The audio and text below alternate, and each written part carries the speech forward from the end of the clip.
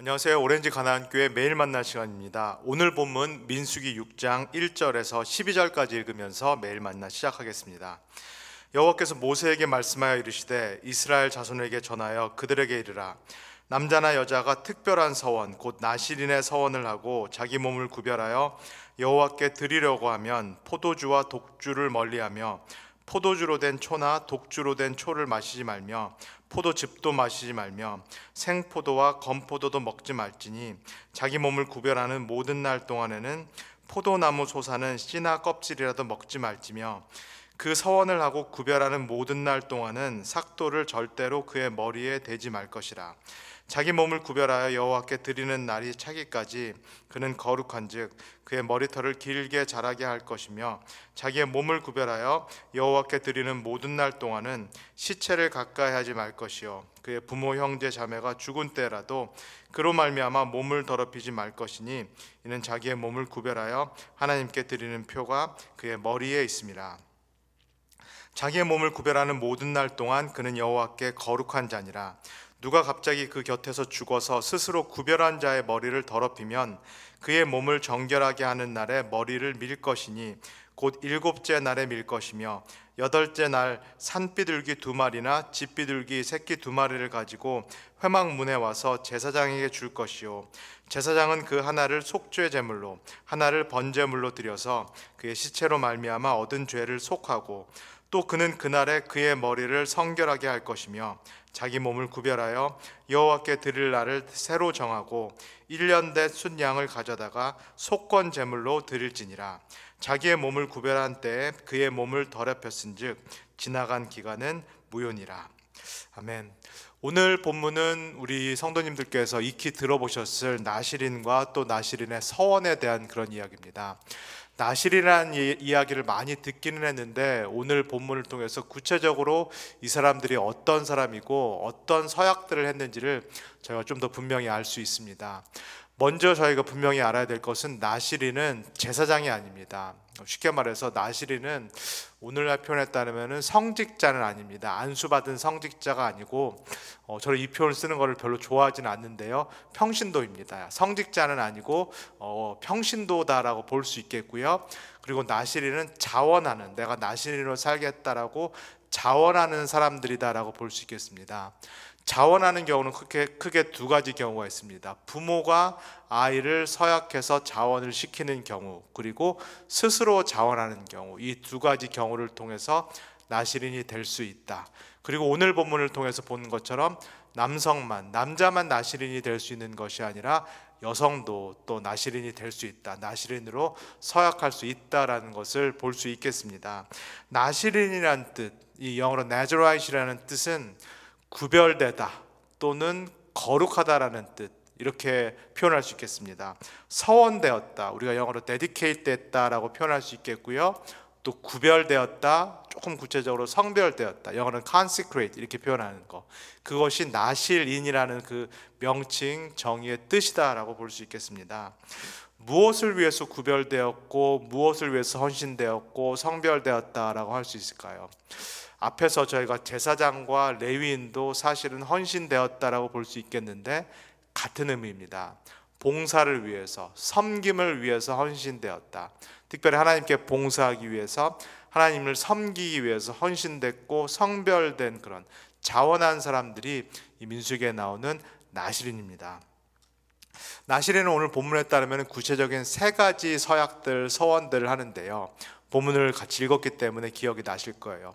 첫 번째 서원이 무엇인가요? 포도주와 독주를 멀리할 것, 그것이 첫 번째 서원입니다.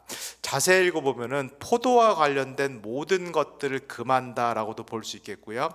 어찌됐건 간에 포도주, 독주, 술을 이 나실인으로 서약한 그 기간 동안에 금한다라고 할 수 있겠습니다. 두 번째, 무엇을 서약을 하나요? 머리에 삭도를 대지 말 것.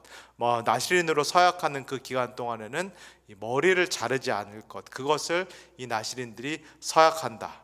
그 다음에 세 번째 서약도 상당히 독특한데요, 이 죽은 시신에 손을 대지 않는다, 접촉하지 않는다라는 것이 나시린의 세 번째 서약입니다. 심지어는 부모나 형제가 죽었음에도 불구하고 그 죽은 시신에 손을 대지 않는다, 접촉하지 않는다라는 것이 나시린의 서약인데요. 이 나시린의 서약은 일반 제사장들에게 요구되는 서약보다도 더 엄격합니다.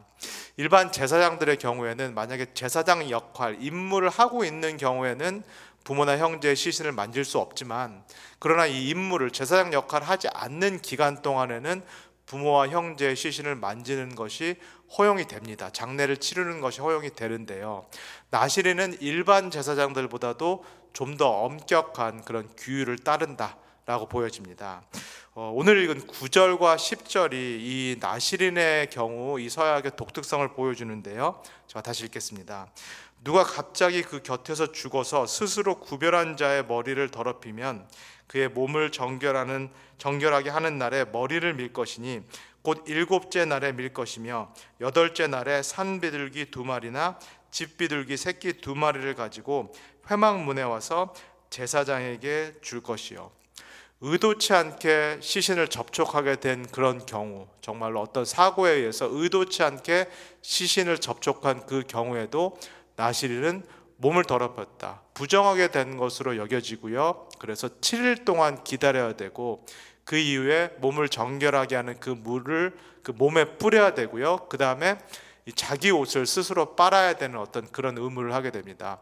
그리고 더럽혀졌다, 부정해졌다라는 것을 상징하면서 머리를 다시 깎는, 그래서 재서약을 하는, 나시린으로서 재언신, 재서약을 하는 어떤 그런 규정, 그런 절기를, 그런 규례를 나시린이 이렇게 겪게 됩니다. 사실상 이 나시린의 의무, 나시린의 서약이라는 것은 일반 제사장의 서약을 뛰어넘는다, 그리고 사실상 대제사장의 서약과 맞먹는 것이다라는 것을 알 수 있겠는데요, 제가 레위기 21장 10절에서 12절을 읽어드릴 테니까 이 제사장, 대제사장의 서원이 어떤 건지를 한번 보시면 좋겠습니다. 자기의 형제 중 관유로 부음을 받고 위임되어 그 예복을 입은 대제사장은 그의 머리를 풀지 말며 그의 옷을 찢지 말며 어떤 시체든지 가까이 하지 말지니 그의 부모로 말미암아서도 더러워지게 하지 말며. 앞에서 저희가 본 대로 이 나시린의 서약은 대제사장과의 서약과 사실상 맞먹는다.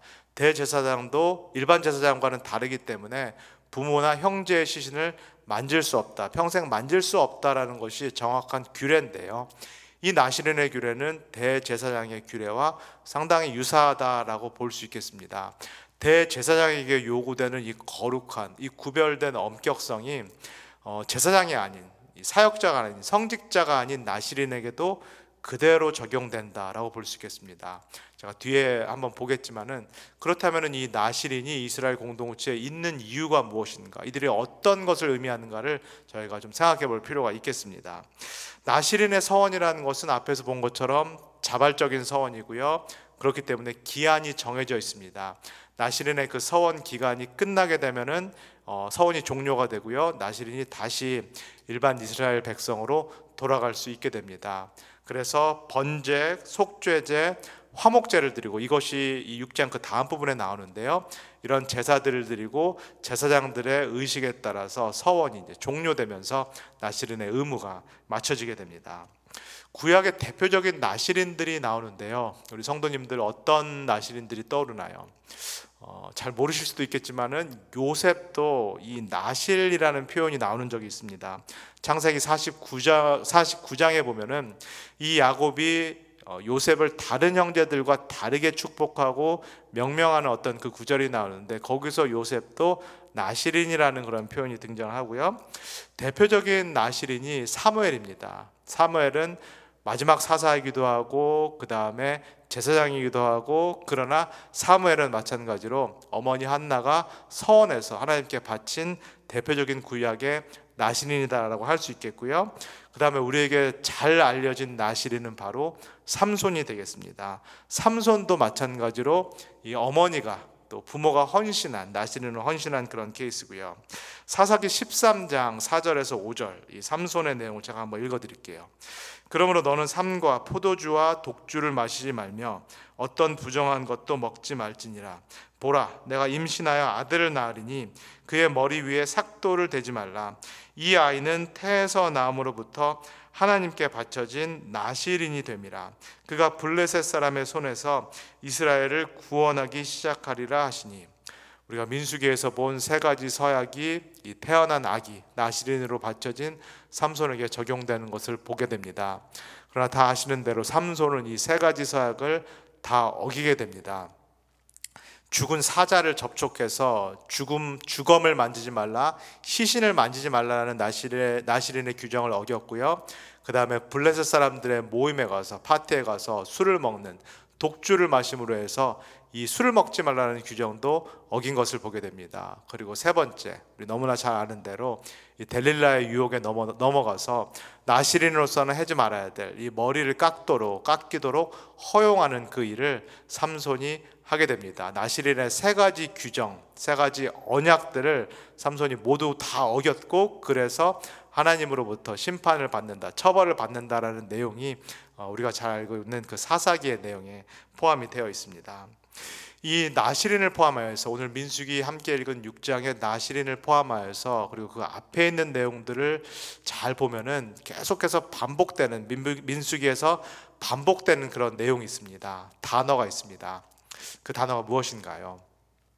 바로 구별됨, 성결함, 정결함, 그리고 거룩함입니다.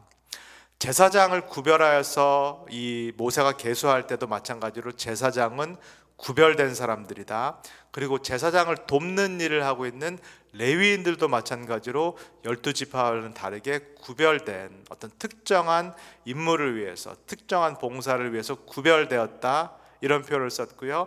오늘 함께 읽은 민수기 6장에서도 마찬가지로 나시린은 구별되었다, 거룩하다, 그래서 나시린이 지켜야 될 특별한 세 가지 규정이 있다라는 이야기를 이 민수기가 합니다. 그러나 전체적으로 저희가 민수기를 다시 생각해 본다면은 이렇게 특정한 봉사를 위해서 구별된 어떤 특정 사람들 뿐만 아니라 이스라엘 백성 자체가 전체가 사실은 구별되고 거룩성을 요구받는다라고 할 수 있겠습니다. 제가 수요 예배를 통해서, 저희가 수요 저녁 예배를 통해서 함께 나눈 것처럼 이 이스라엘 백성들도 마찬가지로, 예를 들면 피부병이 있거나 유출증이 있거나 또는 주검을 만진 경우에는 부정하다, 더럽혀졌다라고 민수기가 이야기를 하고 있고요. 이스라엘 백성에게도 마찬가지로 구별됨, 그리고 정결함, 거룩성이 요구된다라고 볼 수 있겠습니다. 이스라엘 백성에게 이런 거룩함, 구별됨이 요구되는 이유는 딱 하나인데요. 그 이유는 이 이스라엘 공동체 안에, 그리고 이스라엘 진영 한가운데 거룩하신, 구별되신 우리 인간과는 다른 창조주 하나님께서 이들 가운데 계시기 때문입니다. 이 거룩하신 하나님께서는 거룩하지 못한 것들, 그런 사람들과 함께 할 수 없기 때문에 이 이스라엘 백성들에게도 마찬가지로 엄격한 거룩함, 구별됨이 요구된다. 그러나 거룩한 하나님과 거룩하지 못한 백성들이 결국은 만나야 되고, 하나님께서는 어찌되었건 이 백성들과 함께 하시기를 원하기 때문에, 그 이유 때문에 이스라엘 진영 한가운데 성막이 있다. 하나님께 제사를 드리면서 이 거룩하지 못한 백성들이 거룩한 하나님께 나아갈 수 있는 그 길, 이 성막 안에서의 제사를 하나님께서 마련해 주셨다라는 것을 제가 민수기를 통해서 보게 됩니다. 오늘 말씀을 통해서 이 공동체 안에 존재하는 이 나시린의 존재, 이들이 이 공동체 안에 있다라는 것이 그 당시 이스라엘 백성에게는 어떤 의미였고, 또 오늘날 우리에게는 어떤 의미가 될까요? 제사장이 있고 레위인이 있지만은 그들과는 또 다른 성격의 나시린, 이 성직자가 아닌 이스라엘 백성과 동일한 이 평신도들 중에서 나시린이 있다라는 것은 우리에게 어떤 것을 의미를 할까요? 이렇게 비유를 해보고 싶습니다. 나시린은 일종의 반지와 같은 역할을 한다. 제가 지금 이렇게 반지를 끼고 있는데요, 제가 이렇게 반지를 볼 때마다 내가 결혼을 한 사람이지, 와이프가 있지. 내가 이 반지를 처음 낄 때 서약을 했지. 내가 언약을 맺었지라는 것을 이 반지를 보면서 늘 기억합니다. 그래서 제가 제 와이프하고 맺은 그 언약에 충실해야 된다라는 거, 그런 삶을 살아야 된다라는 것을 저는 이 반지를 보면서 기억을 하는데요. 이 이스라엘 공동체 안에 있는 나실인이 이 반지와 같은 역할을 한다라고 말씀을 드리고 싶습니다. 그들과 똑같은 평신도인데요. 그러나 특별한 이 의무, 이 서약을 지키면서 정말 이스라엘 백성들이 이 거룩한 하나님의 존전 앞에서 어떻게 살아야 되는지를 마치 상징과 같이, 이 반지와 같이 보여주는 것이 이 나실인의 역할이다라고 할 수 있겠습니다. 신약 시대에 그러면 나실인이 누굴까요? 제사장이 누굴까요? 레위인이 누굴까요? 제가 베드로전서 2장 9절을 한번 읽어드리겠습니다. 그러나 너희는 택하신 족속이요 왕 같은 제사장들이요 거룩한 나라요 그의 소유가 된 백성이니 이는 너희를 어두운 데서 불러내어 그의 기이한 빛에 들어가게 하신 이의 아름다운 덕을 선포하게 하려 하심이라. 구약 시대가 아닌, 민수기 시대가 아닌 신약 시대, 예수님께서 오신 이후에 이 제사장, 이 레위인, 그리고 오늘 본문의 이 나실인이 누군가요? 우리입니다. 저하고 성도님들이 모두 다 제사장이요, 레위인이요, 나실인인 줄 믿습니다. 그 이야기는 우리가 우리 공동체에서, 우리 공동체 안에서뿐만 아니라 사실은 세상 안에서 나실인과 같은 그런 삶을 살아야 된다라는 것을 의미합니다. 특별히 세상 한가운데 살면서 오늘 베드로전서 말씀이 우리에게 말씀하신 것처럼 하나님의 덕을 기리는 그러한 삶, 하나님이 누구신지를 알리는 삶, 그리고 하나님의 백성이 과연 어떤 사람들인지, 어떤 거룩성을 추구하고 어떤 구별됨을 추구하는 사람들을 보여야 되는 어떤 그 상징과도 같은 삶을 살아야 되는 그 의무가 우리 모두에게 있다라는 것, 그것을 꼭 기억하시면 좋겠습니다. 오늘 이 말씀을 기억하시면서 세상 한가운데 사실 때 내가 정말로 하나님의 백성으로서 이 반짝반짝 빛나는 반지와 같은 그런 삶을 사시는 모든 성도님들 되시기를 주님의 이름으로 간절히 소원합니다. 다 같이 기도하겠습니다. 사랑해 주님 감사합니다. 오늘 나실인을 통하여서 또 우리의 삶을 다시 한번 돌아보게 하여 주셔서 감사합니다. 이스라엘 공동체 안에 나실인이 있었고 이스라엘 백성들이 이 나실인을 바라보면서 자신들도 하나님께 부름을 받았고 구별되었고 그래서 거룩한 삶을 살아야 된다는 것을 확인했던 것을 우리가 보게 됩니다. 사랑의 주님께서 우리를 나실인이요 레위인이요 또 거룩한 제사장으로 불러주셨음을 믿습니다. 교회 안에서뿐만 아니라 특별히 세상 한가운데에서 우리가 나실인, 레위인, 제사장의 삶을 살아야 될 줄 믿습니다. 오늘 하루 세상을 살 때 내가 누구인지를 기억하면서 이 반지와 같이 반짝반짝 빛나는 삶을 살 수 있도록, 그래서 하나님께 영광을 돌리고 하나님의 덕을 기리는 삶을 살 수 있도록 우리 모두를 축복하여 주시옵소서. 감사드리며 예수님의 이름으로 기도합니다. 아멘.